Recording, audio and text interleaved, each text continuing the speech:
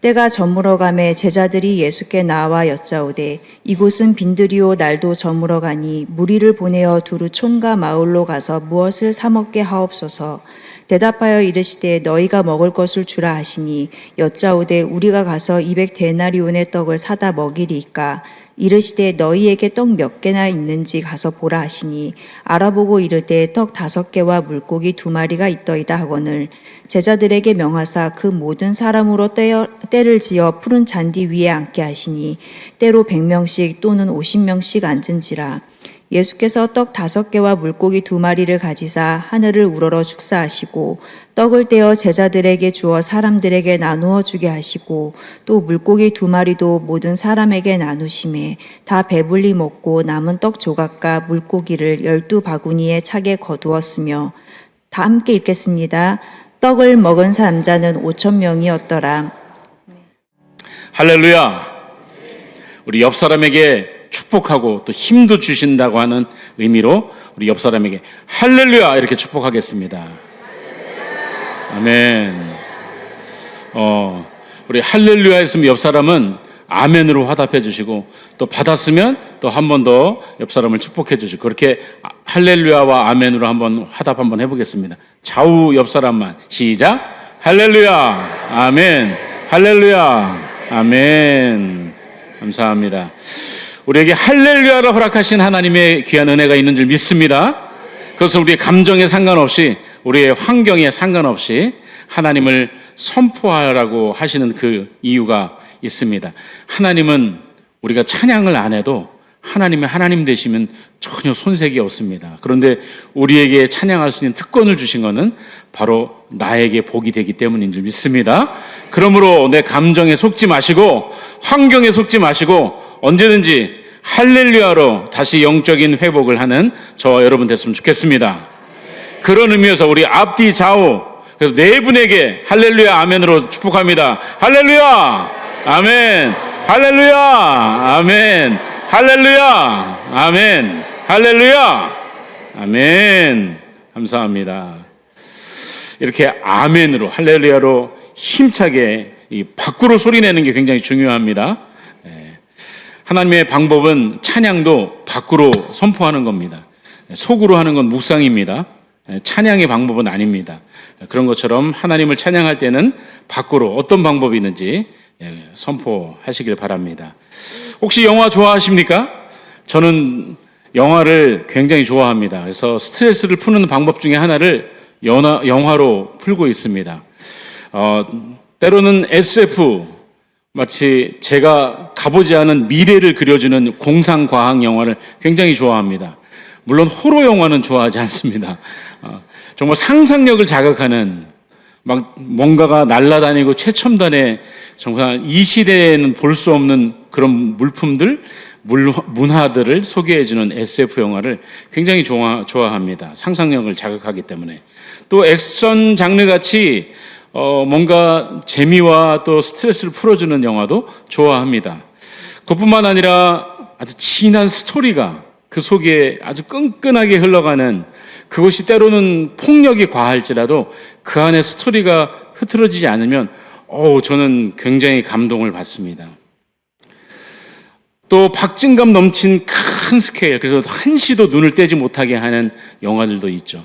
이처럼 또 우리의 영상미뿐만 아니라 그 영상에 맞게 또 스토리에 맞게 음악이 또 거기에 딱 받쳐주면 금상첨화입니다. 그래서 정말 감동이 되는 그런 영화들이 있습니다. 예를 들면 쇼생크의 탈출 같은 정말 그 한 오페라의 선율이 지금도 그 감옥에서 선율이 퍼지는 그 모습이 지금도 눈에 선합니다. 보지 않으셨으면 한번 꼭 추천드립니다. 쇼생크의 탈출입니다. 또 이렇게 시나리오가 또 잘 짜여지고 또 연출이 잘 되어 있는 영화, 그 영화를 볼 때면 정말 재미있고 힐링이 되고 또 우리의 안에 스트레스도 풀 수 있는 아주 좋은 통로가 됩니다. 이 영화를 보다 보면 그 연출의 묘미가 드러날 때가 있습니다. 이 장면을 왜? 근데 그 다음을 마치 살짝 알려주는, 암시해주는 그런 조각조각들이 있습니다. 그것을 알게 되면 정말 그 영화를 보는 재미가 더하죠. 그래서 좀 감동이 되는 영화는 한 번 볼 때보다는 두 번, 세 번 볼 때 감동이 더 해지는 것 같습니다. 제가 그 레미제라블이라고 하는 그 뮤지컬 작품을 뮤지컬로 볼 때는 잘 놓쳤던 그 부분을 영화로 다시 볼 때 놀랍게 감동이 돼서 극장 한 구석에서 하나님의 메시지를 듣고 막 울었던 그런 기억이 있습니다. 그것처럼 이렇게 흘려가고 있는 그곳에 그 연출자, 감독의 의도에 따라 심어놓은 조각들, 그 조각들을 하나하나 발견하는 보물찾기와 같은 그런 재미가 있습니다. 과연 무슨 말을 하고 있는 것인가? 왜 이렇게 연출을 한 것일까?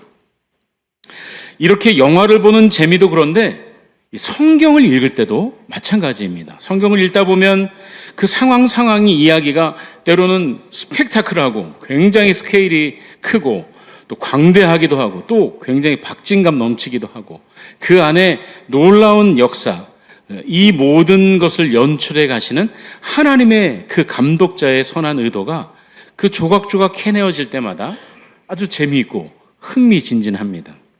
오늘 우리가 살펴보는 오늘 본문 내용도 놀라운 기적의 역사 가운데 있는데 우리가 놓치고 있는 그 조각들이 있습니다. 오늘 그 조각을 하나하나 찾아가는 귀한 시간이 되었으면 좋겠습니다. 오늘 본문은 우리가 너무도 잘 알고 있는 오병이어의 기적의 역사입니다. 보리떡 5개, 물고기 2마리로 자그마치 장정만 5,000명을 먹고 남은 조각들을 거뒀는데 12바구니나 됐다고 하는 놀라운 기적의 사건이죠. 정말 영화보다도 더 재미있고 감동적이고 상상할 수 없는 그런 스케일의 그런 엄청난 이야기, 사실입니다. 이 놀라운 오병이어의 사역이 일어나기 직전에 바로 앞전에 한 가지 일이 있었습니다. 그것은 바로 제자들의 전도 여행이었습니다. 제자들이 처음으로 예수님을 떠나서 2인 1조로 전도 여행을 간 것입니다. 그들이 스스로 간 것은 아니고 예수님이 파송해서 갔습니다. 각 고을과 성으로 먼 거리를 향해 산을 넘고 또 때로는 강도 넘고 그렇게 여행을 다녀왔습니다. 그곳에 가서 어떤 사람을 만날지 어떤 상황이 벌어질지 모르는 환경 가운데 그런데 눈앞에 병자가 나타나면 믿음으로 손을 얹으니 병자가 나왔습니다. 귀신 들린 사람을 예수의 이름으로 선포하니 귀신이 제압이 되는 것입니다. 또 하나님의 나라를 선포할 때 한 영혼 또 그 가정이 놀랍게 변화되며 하나님 앞에 회개하고 돌아오는 놀라운 일들을 스스로 경험합니다. 그렇게 경험한 제자들이 이제 예수님께 돌아왔습니다. 예수님, 제가 그 성읍에 가서 이런 일을 하니까 이런 일들이 벌어졌습니다. 예수님의 이름으로 선포하니 그래, 나도 보았다. 하늘에서 저 귀신이 떨어지는 것을 봤다. 사탄이 떨어지는 것을 내가 보았다. 예수님이 그렇게 그 제자들의 사역들을 동감하며 그 놀라운 전도의 현장들을 같이 나누고 있었습니다. 그런데 그것도 잠깐 그 많은 사람들이 어떻게 또 소문을 알고 제자들과 예수님이 있는 자리를 찾아왔는지 이 제자들과 예수님이 한적한 시간을 보낼 수가 없었습니다. 그래서 이제 안 되겠다. 배를 저 멀리 다른 곳으로 가서 한적한 곳에 가서 우리 좀 시간을 좀 갖자 하고 제자들과 함께 떠나간 것입니다. 배에서 내린 예수님과 제자들, 세상에 웬걸요. 그것은 더 많은 사람들이 더 빨리 예수님이 도착하기 전부터 와서 진을 치고 있었습니다. 그래서 예수님이 그 많은 사람들 앞에 도착하자마자 원래 계획은 제자들과의 좋은 시간을 보내기 위함이었는데 그것은 뒤로 하고 이 많은 사람들을 이제 불쌍히 여기며 말씀을 가르치기를 시작하십니다. 그런데 그게 1시간, 2시간 어느덧 해가 뉘엿뉘엿지게 된 것이죠. 그래서 제자들의 생각에 이 많은 사람들을 어떻게 해야 될지 고민이 됐습니다. 그래서 예수님께 가서 어떻게 할까요? 주님, 이제 좀 그치시고 이제 해가 지니 마을로 보내서 이들의 먹을 거를 좀 해결해야 되지 않겠습니까? 예수님께 말을 하고 있습니다. 우리 37절을 한번 다 같이 읽어보겠습니다. 시작.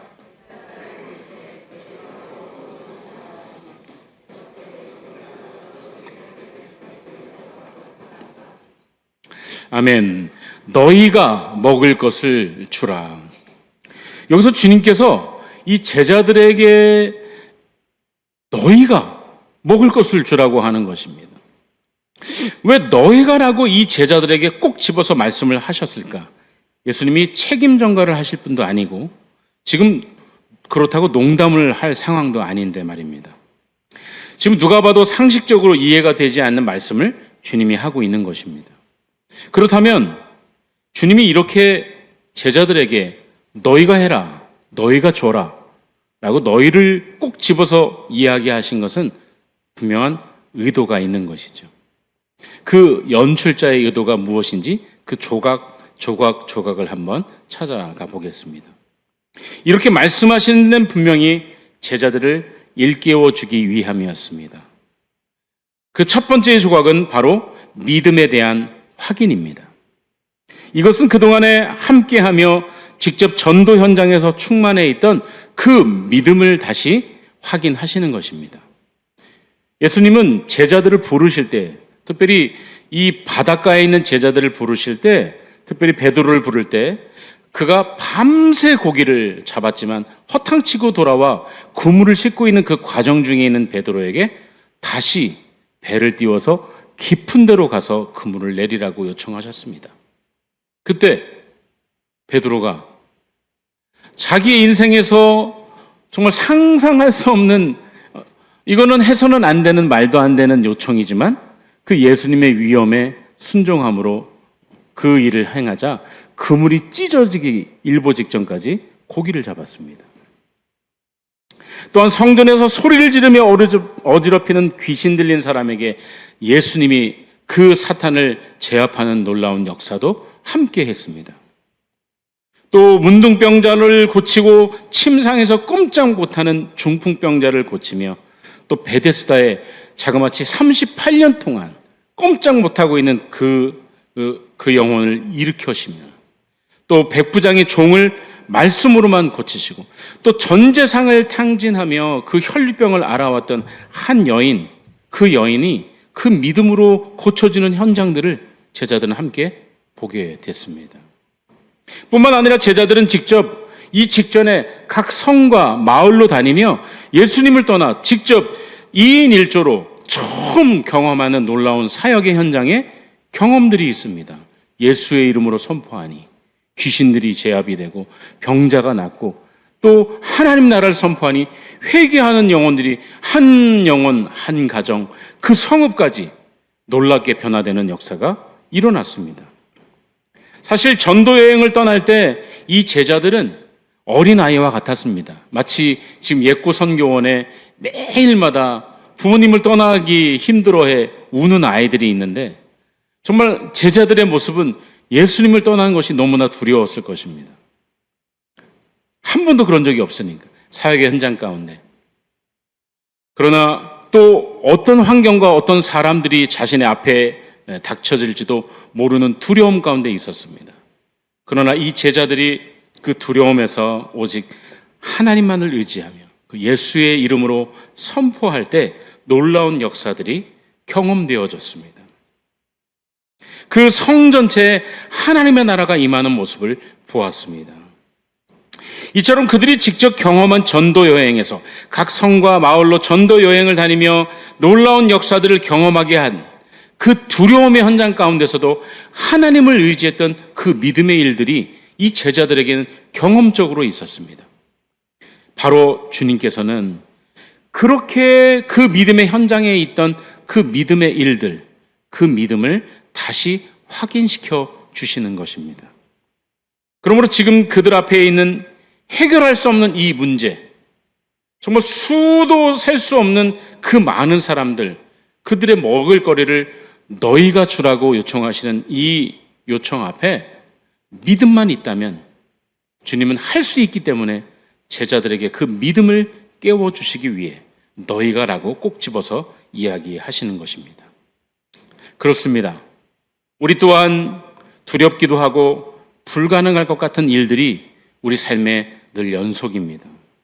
그럴 때마다 우리는 믿음의 일을 기억해야 될 줄 믿습니다. 나에게 역사하신 믿음의 일, 그 첫 번째가 나를 출애굽시켜 주신 놀라운 역사가 있는 줄 믿습니다. 그래서 이 자리에 있게 하시고 하나님을 믿게 하시고 무엇을 보고 어떤 일을 경험하든지 하나님과의 접촉점을 삼을 수 있는 그 믿음의 일, 그것이 나에게 있는 줄 믿습니다. 또 나에게 오늘 여기까지 인도하신 구구절절한 하나님의 역사들이 있습니다. 크고 작은, 정말 간증을 하면 밤새워서도 할 수 있는 놀라운 일들이 우리 가운데는 다 있습니다. 이처럼 그 믿음의 일들, 하나님이 역사하신 그 일들을 우리는 기억해야 될 줄 믿습니다. 이처럼 힘들고 두렵고 자신 없고 절망적일 때, 그럼에도 불구하고 하나님을 의지하며 그 작은 믿음으로 이겨낸 지난 일들을 기억한다면 오늘 나에게 불가능한 어떤 일이 있을지라도 가능케 하시는 그분이 그 믿음을 통해 역사하실 줄 믿습니다. 그 경험이 오늘 저와 여러분에게 있어지길 주님의 이름으로 축복합니다. 아멘. 한번 따라하겠습니다. 하나님이 하신 일을 기억하자.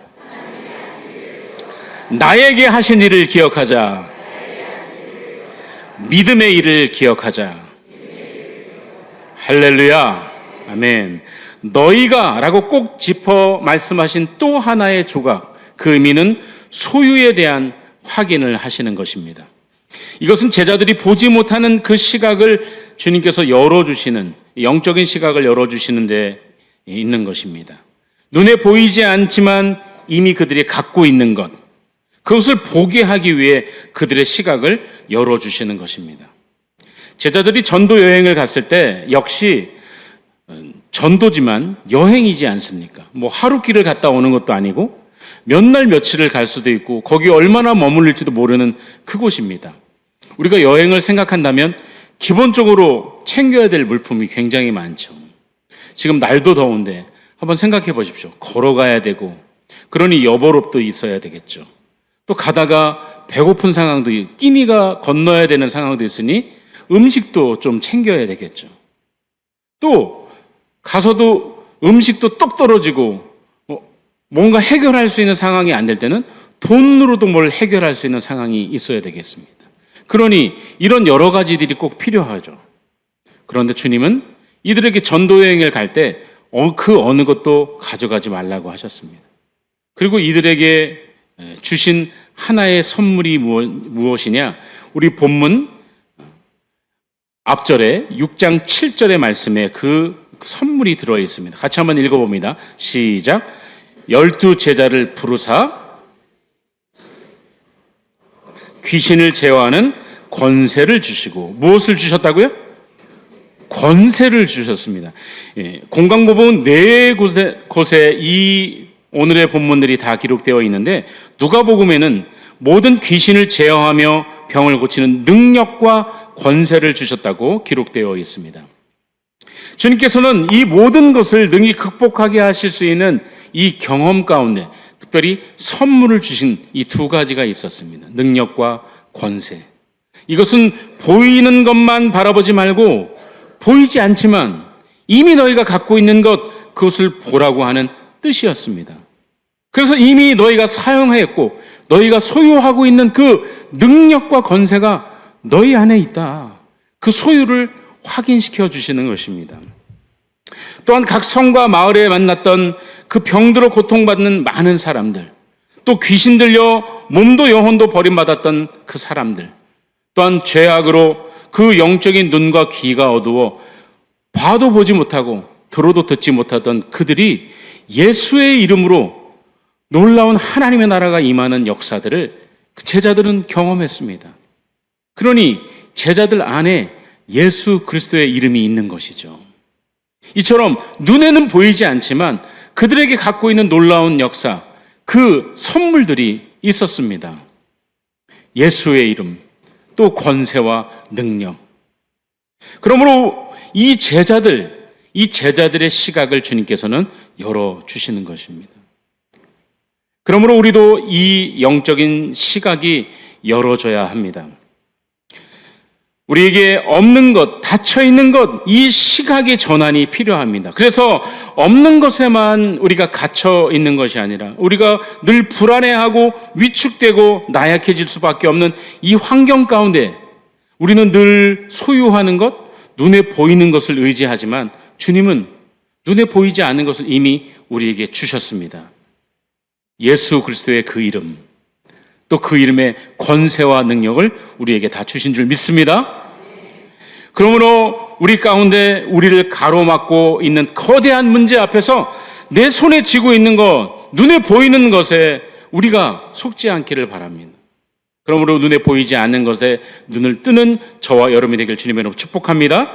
그래서 더 이상 불안해하지 않고, 더 이상 위축되지 않고, 더 이상 나약해지지 않고, 포기하지 않는, 그래서 그때마다 영적인 눈을 떠 이미 우리 안에 있는 예수 그리스도의 이름, 내 안에 있는 권세와 능력을 마음껏 사용하시는 저와 여러분 되길 주님의 이름으로 축복합니다. 내 눈에 보이지 않지만 이미 주신 능력과 권세, 그리고 예수의 그 이름이 나에게 있습니다. 날마다 그 이름을 의지하는 저와 여러분 되길 주님의 이름으로 축복합니다. 다시 한번 따라합니다. 갖고 있는 것을 기억하자. 능력과 권세가 있음을 기억하자. 예수의 이름을 기억하자. 할렐루야. 마지막으로 소명에 대한 확인을 하시기 위해 너희가라고 꼭 짚어 주신 것입니다. 이것은 제자들 마음의 그 태도에 대한 부분을 말씀해 주시고 있는 것입니다. 예수님과 제자들은 같은 장소에 있었지만 그 많은 사람들을 대하는 마음의 자세가 전혀 달랐습니다. 예수님은 제자들이 전도 여행에서 돌아온 직후에 너무나 피곤하고 배고프고 지쳐있는 그들을 달래기 위해서 배를 띄워 한적한 곳에 가셨습니다. 그런데 그렇게 쉬기 위해 간 그곳에 배에서 내리자마자 너무 당황스럽게까지 수많은 사람들이 이미 몰려와 있었던 것입니다. 그러니 그들을 데리고 그 넓은 평지로, 때로는 사람들이 잘못돼서 압사나 당할까, 그래서 제자들을 통해 아마 안내를 했을 것입니다. 그렇게 많은 사람들을 주님이 바라보시고는 배에 내리면서 그들을 바라보시는 주님의 시각은 불쌍히 여기시는 시각이었습니다. 마치 목자가 없어 길을 잃고 헤매는 그런 양과 같은 많은 사람들의 모습이 예수님의 눈에 들어왔습니다. 사실 양은 목자가 없으면 생존할 수 없는 동물입니다. 어디가 푸른 풀밭이고 어디가 물가고 또 어디가 안전한 장소인지를 전혀 알 수가 없습니다. 그래서 목자가 그것을 다 안내를 해줘야 됩니다. 혹이나 들에서 밤을 지새게 되면 목자는 울타리를 만들어 놓고 그 문의 역할을 자기가 몸으로 친히 감당하면서 그 맹수의 공격으로부터 그 양들을 지키는 것이 목자입니다. 그러니 예수님의 눈에 들어오는 것은 이 세상 가운데서 목자 없는 양과 같이 그저 그냥 어디로 갈 바를 알지 못하는 길 잃은 그런 동물 정도가 아니라 생존할 수 없는, 이미 목자가 없어 죽어가고 있는, 이미 영적으로 죽은 그 영혼들을 바라보며 불쌍히 여기셨습니다. 그래서 자신도 지쳐있고 배고프지만 또 제자들도 그랬지만 그 제자들을 뒤로 하고 그 많은 사람들에게 그 영적인 꼴을 먹이기 위해 가르치기 시작합니다. 1시간, 2시간. 그러니 어느 땐가 얼마나 많은 시간이 흘렀는지 벌써 해가 뉘어지기 시작하게 된 것입니다. 그래서 그들이 배고프고 힘든 것조차 주님이 이 영적인 필요를 채워주며 그렇게 자신 앞에 놓인 사람들을 불쌍히 여기며 그들의 육체적인 것까지도 해결해 주고 싶어 하는 마음으로 이들을 계속해서 책임져 가고 있었습니다. 그러나 제자들은 이 예수님의 마음과는 전혀 달랐습니다. 그들은 전도 여행에서 경험한 놀라운 일들로 인해 정말 급 흥분하여 예수님께 돌아왔습니다. 피곤해 지쳐있고 배고프고 힘들었지만 정말 예수님께 이 놀라운 사실을 빨리 나누고 싶어서 막 달려왔을지도 모르겠습니다. 그래서 예수님께 선교의 보고를 드리고 예수님과 잠깐 그 감흥을 나누고 이제 좀 쉬고자 해 배를 타고 갔는데 웬걸요. 이거는 쉬기는커녕 또 예수님과 그 좋은 시간을 보내고 싶은데 그러지도 못하고 많은 사람들의 치여 자신들도 쉬지도 못해 예수님도 쉬지도 못하고 있는 모습을 그저 지켜봐야만 했습니다. 1시간, 2시간, 해가 질 때까지 예수님은 그치지를 않고 있는 겁니다. 한편으로는 제자들이 좀 짜증도 났을 것 같습니다. 아니, 해도 너무하는 거 아니야? 아니, 우리와 예수님 좀 교제 좀 하시지. 잠깐 좀 멈추시지. 저 사람들 좀 돌려보내지. 제자들의 의견이 모아져 예수님께 이제 다가와서 급기야 이야기를 합니다. 예수님, 이 허기지고 지친 사람들을 이제 돌려보내야 되지 않겠습니까? 마을로 가서 먹을 걸 해결해야 되지 않겠습니까? 라고 이야기를 하는 것이 오늘 본문의 35절, 36절입니다. 같이 한번 읽어보겠습니다. 시작. 때가 저물어 가매 제자들이 날도 저물어 가니 무리를 보내어 마을로 가서 무엇을 사 먹게 하옵소서. 사실 아주 좋은 문장으로 써 있는 것 같지만 저는 제자들의 불만이 여기 좀 보입니다. 주님, 여기는 허허벌판입니다. 그리고 지금 날이 저물어 갑니다. 아니, 이제 이들을 좀 보내야 되지 않겠습니까? 이처럼 제자들의 한계치에 이른 그 어떤 불평이 저는 보입니다.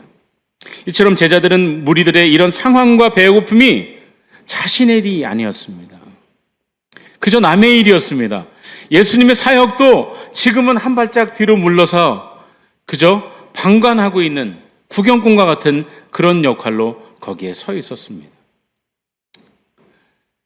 그런 제자들에게 예수님은 그들의 소명을 다시 일깨워 주시기 위해 너희가 라고 짚어서 이야기하십니다.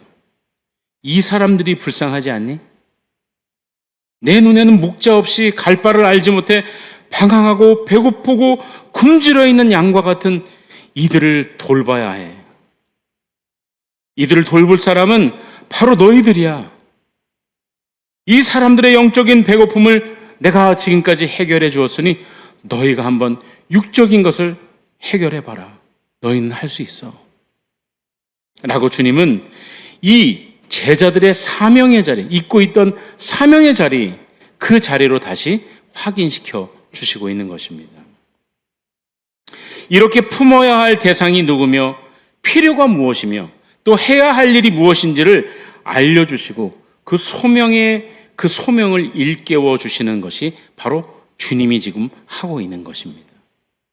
이처럼 주님은 내가 품어야 할 대상, 내가 있어야 할 자리, 내가 해야 할 일이 무엇인지를 일깨워 주십니다. 때로 내 인생의 저 무대 변두리에 있는 나를 다시 주님은 끌고 오셔서 이 중앙의 주인공으로 세우시고자 우리를 초대해 주십니다.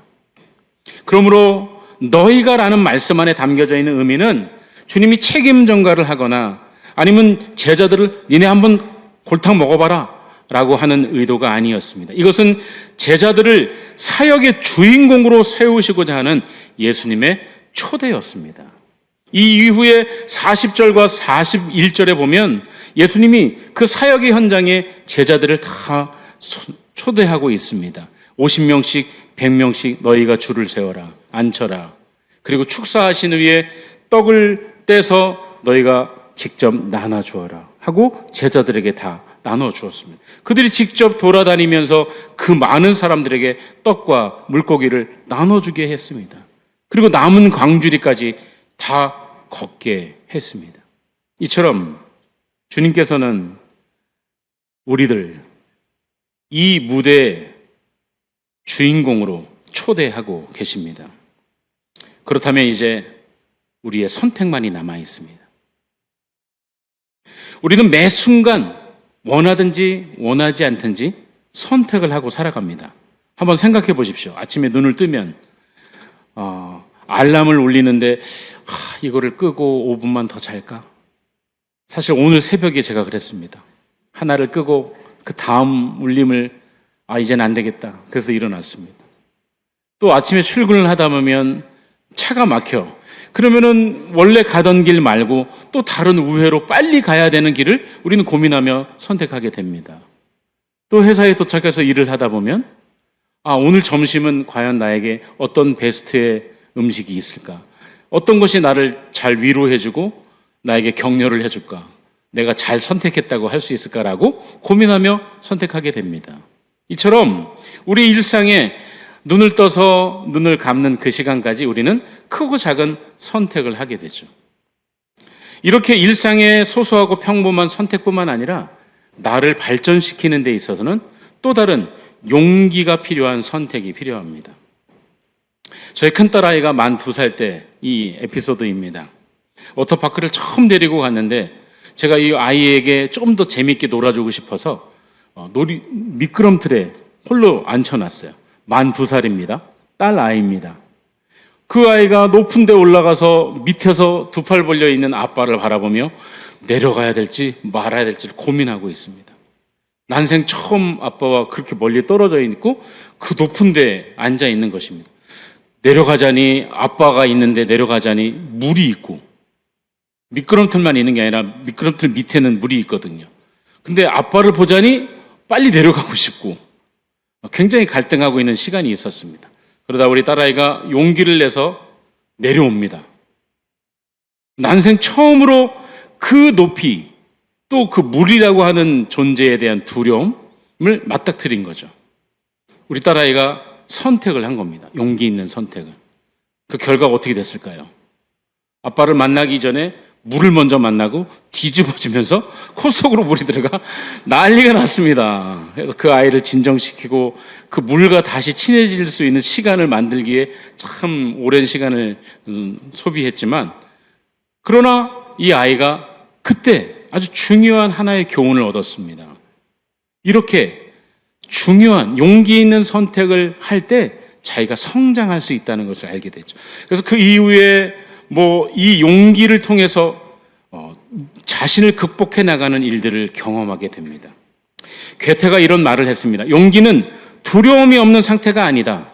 진정한 용기란 두려움에서도 불구하고 행동하는 상태이다. 용기는 두려움이 없는 것이 아니다. 두려움이 있지만 내가 행동하는 것이다.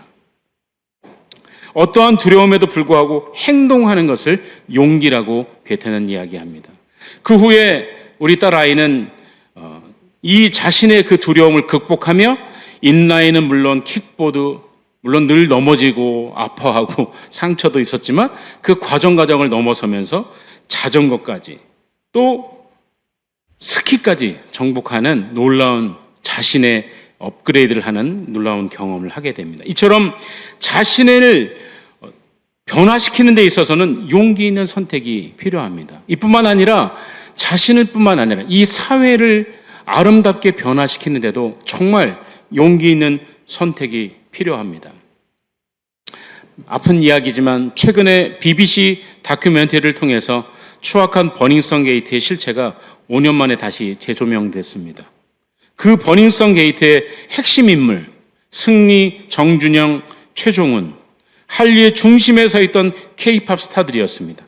이들은 대중에게 인기를 받는 정도를 넘어서 추앙까지 받는 K-팝 스타들이었습니다. 그러나 그들의 화려하고 멋있는 모습 이면에 너무나 추악한 모습 그리고 끔찍한 이면이 이 버닝썬 게이트를 통해서 적나라하게 드러났습니다.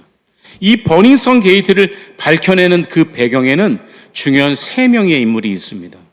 그 3사람 모두 여자였습니다. 해당 사건을 보도했던 박효실 기자, 온갖 악성 댓글에 시달렸고 또 정준영의 그 일부 팬들의 정말 전화와 이메일 그리고 또 협박과 비난, 그 당시에 임신 중이었던 이 박 기자는 결국 유산까지 되는 경험을 하게 됩니다. 그러나 그가 나중에 인터뷰에서 이 일을 그치지 않았던 단 한 가지 이유는 자신 뒤에 이 일을 또 해야 되는 수많은 여자 기자들, 그 동료들을 생각하면서 자신이 버텨냈다고 합니다. 또한 2번째 인물이 있습니다. SBS의 강윤영 기자. 그는 이 시기에 임신 역시 딸 아이를 임신 중에 있었지만 이 모든 버닝썬 게이트를 밝혀내기 위해 남편과도 공유하지 않고 가족과도 상의하지 않고 오직 자기의 호롤 단신의 힘으로 버텨내며 이 일들을 감당하며 진행했습니다. 그리고 또 한 사람이 있는데 이 경찰의 유착 관계를 밝혀내기 위해 정말 운명을 달리한 고 구하라 가수가 있습니다. 여자 가수. 이들로 이 세 명으로 인해 이 버닝썬의 추악한 모습이 이 세상 가운데 드러나게 되었습니다. 만약에 그렇지 않았다면 이 세상은 더 악으로 치달을 수밖에 없었죠. 물론 그 결과는 버닝썬이 문을 닫았습니다. 하지만 이 사람들의 그 모든 이 범죄에 대한 그 보응들은 너무나 솜방망이 같은 결과를 받게 됐죠. 마치 바위를 계란으로 치는 것 같은 결과 같지만 놀라운 변화가 우리 가운데 시작이 되었습니다. 이처럼 아름다운 세상을 만들기 위해 용기 있는 선택을 해야 할 때가 있습니다. 그 망설이지 않는 그 한 사람을 통해 하나님은 일하십니다. 이처럼 주님은 내가 품어야 할 대상, 내가 있어야 할 자리, 내가 해야 할 일, 그 무엇인지를 일깨워 주시고 내가 변두리에 있는 내 인생의 무대에서 다시 중심으로 우리를 초대해 주십니다. 그러므로 용기가 필요한 선택을 해야 할 때 그분이 나를 어떻게 나를 통해서 일하셨는지 그 믿음의 일들을 기억해야 될 줄 믿습니다. 또 나에게 주신 것이 무엇이며 내 안에 이미 있는 것이 무엇인지 예수 그리스도의 이름, 그 이름의 권세와 능력이 나에게 있다는 것을 꼭 잊지 않기를 주님의 이름으로 축복합니다. 또한 내가 잊어먹고 있고 내 일이 아니라고 거부하고 있는 그 모든 자리에 주님은 그 소명의 자리, 네가 해야 된다고 하는 것을 일깨워 주시는 주님의 초청이 있습니다. 그러면 내가 어떤 존재인지, 나를 통해 이 땅이 하나님이 어떻게 변화시키길 원하시는지, 나를 통해 우리의 가정이, 또 이 믿음의 재단이, 이 나라와 민족이 어떻게 변화하길 원하시는지 기대하기를 주님의 이름으로 축복합니다. 그렇게 주님이 원하시는 그 부르심에 믿음으로 반응하십시오. 영적으로 반응하십시오.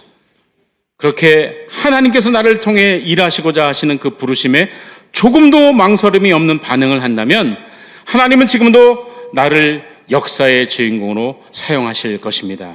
믿으시면 아멘.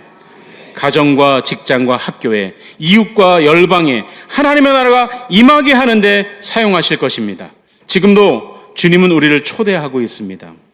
상황에 위축되지 않고 오직 예수님 한 분만 바라보며 그 믿음의 선택을 할 만한 단 한 사람을 찾고 있습니다. 불가능을 가능으로 바꿀 수 있는 그 시작을 바로 너희가 하라고 하시는 것입니다. 예수님은 그 말씀에 순종하는 그 한 사람을 오늘도 찾고 계십니다. 정의가 사라져가는 입법부, 사법, 행정부에, 진실이 왜곡되는 언론계에, 부실로 가득한 건축계에, 헌신이 사라져가는 의료계에, 돈의 도구로 선정성이 넘쳐가는 문화계에, 분노가 가득한 우리 사회에, 사랑이 메말라가는 우리 가정에, 인정이 없어 죽어가는 10대들에게, 빛이 없어 죽어가는 한 영혼에게, 이 처처의 곳곳에 이 사람들에게 이 모든 문제의 회복을 누가 시작해야 합니까? 이 질문에 가슴이 뜨거워지는 그 한 사람, 이 초대 앞에 용기로 반응하는 그 한 사람, 오늘 그 한 사람을 하나님은 사용하실 것입니다. 그 한 사람이 내가 되기를 주님의 이름으로 축복합니다. 아멘. 기도합니다. 하나님 감사합니다. 오늘 우리에게 주신 귀한 은혜가 있습니다. 하나님, 정말 용기 있는 선택을 해야 할 때 하나님 망설이지 않게 해 주옵소서. 이제는 우리의 선택만이 남아 있습니다. 하나님, 내 안에 일어났던 모든 믿음의 일들, 또 내 안에 갖고 있는 이미 예수 그리스도의 이름, 그 이름의 능력과 권세, 또 하나님, 나에게 내가 있어야 될 자리, 내가 만나야 될 사람, 내가 해야 할 일, 그 사명의 자리를 하나님 이미 주셨습니다. 하나님, 오늘도 나를 초청하시는 그 초청 앞에 망설이지 않게 해 주옵소서. 주님의 그 능력 앞에 믿음으로 순종하는 귀한 은혜가 있게 해 주옵소서. 감사드리며 예수님의 이름으로 기도드립니다.